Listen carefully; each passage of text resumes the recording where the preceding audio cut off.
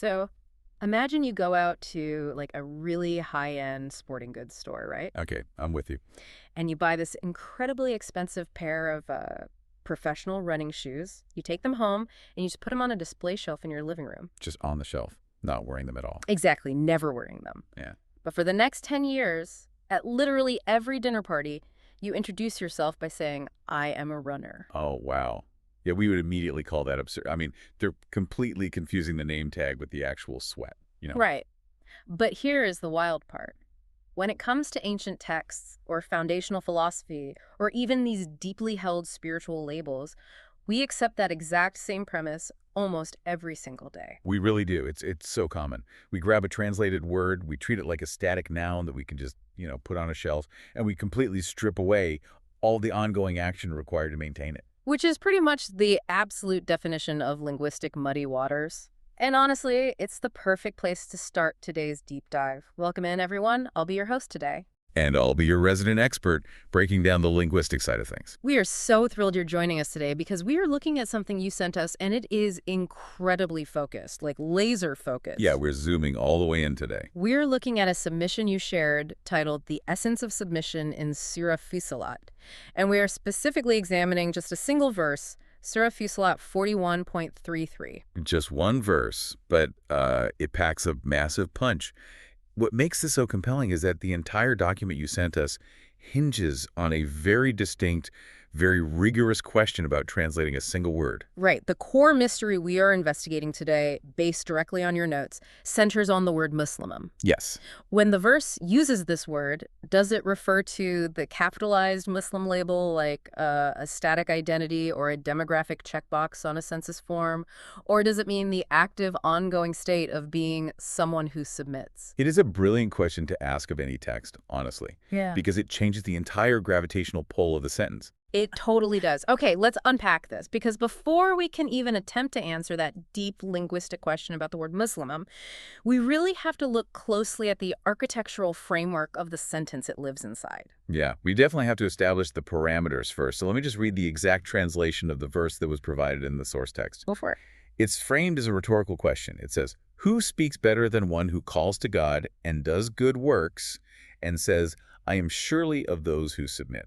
Okay, looking at the structure of this verse, I mean, it operates remarkably like a three-legged stool, right? Yeah, I like that analogy. How so? Well, if you think about it, this text is outlining a very specific mechanism for ideal behavior, and it requires three distinct legs to actually stand up. Right. The first leg is advocacy, the outward calling to God. The second leg is action, the physical reality of doing good works. And the third leg is the identity, or maybe the humility, the verbal declaration saying, I am of those who submit. Yeah, that makes perfect sense. If any one of those legs is missing, the stool falls over. You can't just have the advocacy without the action, or the action without the humility. Exactly. And that mechanical necessity is entirely present in the grammar, too. Notice the sort of rhetorical sandwich happening in the verse. A rhetorical sandwich. Yeah. It begins with a question specifically about speech, right? Who speaks better? But then it immediately pivots away from talking. Oh, true. It goes right into the doing. Exactly. It demands physical, tangible action, does good works, before finally returning once again to speech with and says.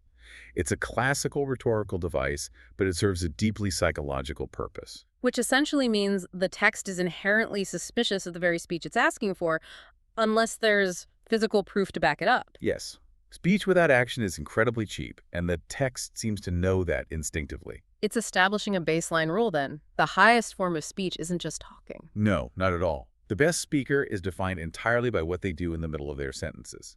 The action is the core. It's the heavy anchor that gives the outward advocacy any weight whatsoever. Right. If you just have the speaking as the declaring, but you remove the actual doing good works, you don't have a functional stool. You just have empty noise. You have hypocrisy. You basically have a stool with two legs that's guaranteed to crash to the floor. And that incredibly tight interdependent structure brings us right to the listener's core question. It does, because now that we understand these three interconnected requirements, we can really zoom in on that final component. Right, the declaration of submission. This brings us to the friction between the static noun and the dynamic verb. The source explicitly asks this. Does Muslim here mean the formal label, or the act of being someone who submits.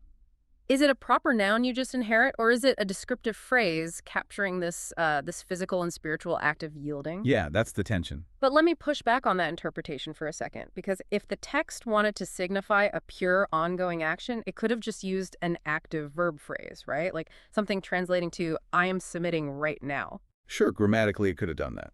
But it uses a nominal form. It uses a noun. Doesn't the use of a noun fundamentally imply an identity or a permanent label? How do you mean?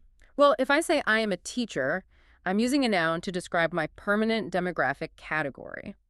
Anyone can claim a label. Why can't Muslimum just be read as a static marker of religious identity? What's fascinating here is the provided source document actually addresses this tension right in its title. It's called The Essence of Submission. Ah, right, the word essence. Exactly. Philosophically speaking, an essence is the fundamental nature of a thing. It's what makes a thing what it is. It's active. Okay, I see where you're going with this. We borrow your example of the teacher. Having the degree or the job title is the static noun. But the essence of a teacher is the ongoing, exhausting, daily verb of actually educating students. Wow, okay, so the label is totally meaningless if the essence isn't actively being practiced. It's like holding a medical degree versus practicing medicine. You can have the piece of paper on your wall that says doctor, which is a static noun. But if you never actually treat a patient, your label is just a historical artifact. That perfectly captures why reading the verse merely as a static label creates massive friction within the text itself. Right, because it creates a logical disconnect. Think about it. If the verse translates to does good works and says, I belong to this specific demographic group, it falls apart. Why would the ultimate pinnacle of human behavior end with someone just pointing to a team jersey? It completely cheapens the good works that came right before it. It turns a rigorous standard of continuous moral effort into just like a mere badge of membership. Exactly. But if you read it through the lens of essence as an active permeating state, the logic of the verse locks together perfectly. Does good works and says, I am actively of those who submit. Yes, the physical action of the good works validates the internal state of the submission. The doing proves the being. It makes the submission an ongoing active effort. It is a reality you have to wake up and generate every single day, not a trophy you put on a shelf and dust off once a year.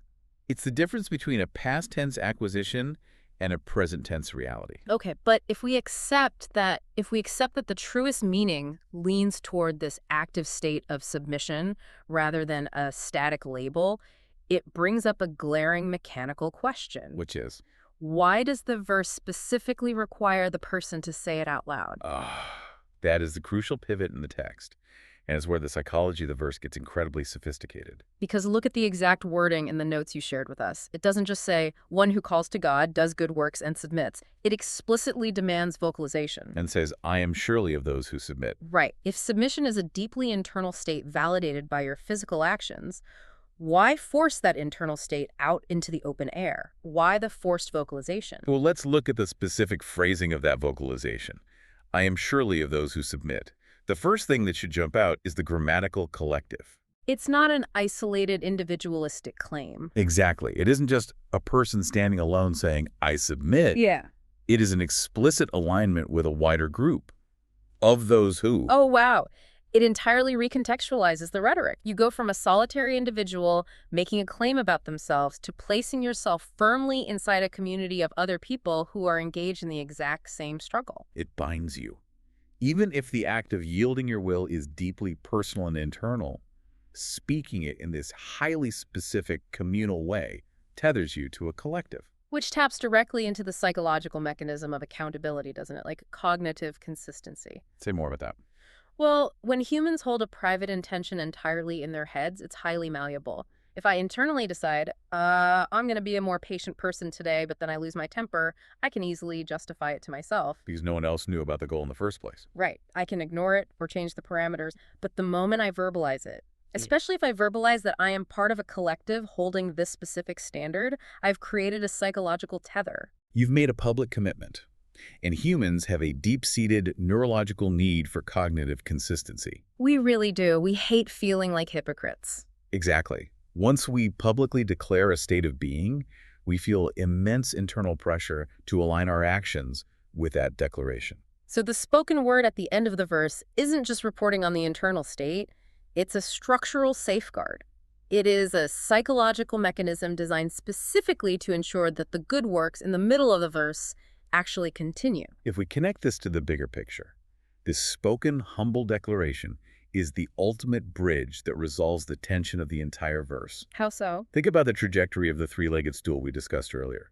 You start with calling to God. That is an outward, highly visible, and inherently authoritative stance you're advocating. You are telling other human beings to look at something higher. And historically speaking, whenever a human being tells another human being about morality, it almost inevitably breeds arrogance. Oh, without fail. It creates a vertical power dynamic, like I am on the soapbox and you are down there listening to me. Yes, the ego of the advocate is one of the most dangerous psychological traps in existence. The person on the soapbox begins to feel morally superior to their audience. So how does this text anticipate and neutralize the ego of the soapbox? First, it requires good works, getting your hands dirty, serving others, grounding the lofty advocacy in gritty reality. You can't just preach, you have to serve. But here's where it gets really interesting, because even doing good works can become a source of ego. Oh, totally. People can do charity just to look superior. Which is exactly why the text goes one step further. It requires the advocate, the person doing the good works, to verbally declare their own submission to a higher power. And to do so by placing themselves among the collective. I am surely of those who submit. It flattens the hierarchy. It takes the person who is doing the calling and places them on the exact same horizontal level as everyone else. They are not the master. They are not the ultimate authority. They are just one of those who submit. It is the ultimate ego death. The spoken declaration bridges the external, outward-facing advocacy at the beginning of the verse with the internal, egoless essence of submission at the end. It ensures that the person doing the calling doesn't turn themselves into the object of worship.